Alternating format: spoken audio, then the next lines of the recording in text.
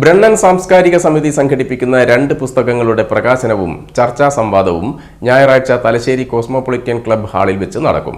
MP Balaram എഴുതിയ സാംസ്കാരിക ജീവിതം, എച്ചിലിലകളിലെ തൊമ്മിമാർ എന്ന സാമൂഹ്യ വിമർശന ഗ്രന്ഥവും കുഞ്ഞപ്പ പട്ടാനൂരിന്റെ കവിതാ സമാഹാരമായ അതിജീവിതങ്ങൾ പുസ്തകവും നാളെ തലശ്ശേരി കോസ്മോപൊളിറ്റൻ ക്ലബ് ഹാളിൽ പ്രകാശിതമാവും.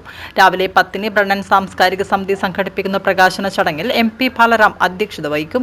പരിപാടിയുടെ ഉദ്ഘാടനവും വിഷയാവതരണവും J. രഘു നിർവഹിക്കും. കുഞ്ഞപ്പ പട്ടാനൂർ മുഖ്യഭാഷണം ചെയ്യും. വിമർശന ഗ്രന്ഥം പ്രൊഫസർ N. സുഗതൻ മാസ്റ്ററും കവിതാ സമാഹാരം ഡോക്ടർ A.S. പ്രശാന്ത് കൃഷ്ണനും പ്രകാശനം ചെയ്യും. ചൂരി ചന്ദ്രൻ മാസ്റ്ററും M.K. നരേന്ദ്രനും ഏറ്റുവാങ്ങും.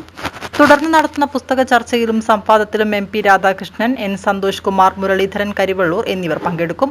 M.K. രാജു മാസ്റ്റർ ചർച്ചകൾ ക്രോഡീകരിക്കും. Doctor A.S. Prasanth Krishnan, Indira Harindran, MP Veena, MP Meena എന്നിവർ കവിതാലാപനം നടത്തും. 29 ഞായറാഴ്ച കോസ്മോപൊളിറ്റൻ ഹാളിൽ വെച്ചിട്ട് 2 പുസ്തകങ്ങളുടെ പ്രകാശനം നടക്കുകയാണ്. MP ബാലറാം രചിച്ചിട്ടുള്ള സാംസ്കാരിക ജീവിതം, എച്ചിലിലകളിലെ തൊമ്മിമാർ എന്നൊരു പുസ്തകവും പ്രശസ്ത കവിയായിട്ടുള്ള കുഞ്ഞപ്പ പട്ടാനൂരിന്റെ അതിജീവിതങ്ങൾ എന്നുള്ള പുസ്തകത്തിൽ കാവ്യസമാഹാരത്തിന്റെ പ്രകാശനവും നടക്കുകയാണ്. 2 പുസ്തകങ്ങളുടെ പ്രകാശനം എന്നതിനപ്പുറത്ത് ഈ പുസ്തകങ്ങൾ ഉൾക്കൊള്ളുന്ന സമകാലികമായിട്ടുള്ള ചില പ്രശ്നങ്ങളെ ഒരു സംവാദത്തിന്റെ പരിധിയിൽ നിന്നുകൊണ്ട് സമഗ്രമായിട്ട് ചർച്ച ചെയ്യാനുള്ള ഒരു ശ്രമം കൂടി അവിടെ നടക്കുന്നുണ്ട്. മലയാളത്തിലെ ശ്രദ്ധേയരായിട്ടുള്ള നിരൂപകരെ, എഴുത്തുകാരെ, കലാപ്രവർത്തകരെ ഒക്കെയും ഇതിന് ചേരുന്നുണ്ട്.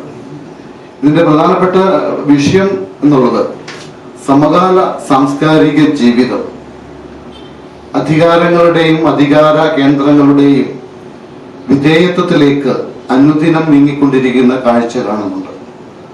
കലയുടെയും സാഹിത്യത്തിന്റെയും എക്കാലത്തെയും മുഖമുദ്ര എന്ന് പറയുന്നത് ഒരുതരം വിമതത്വമാണ്. റബലിയസ് ആയിരിക്കുക എന്നുള്ളത്, റബലായിരിക്കുക എന്നുള്ളത്.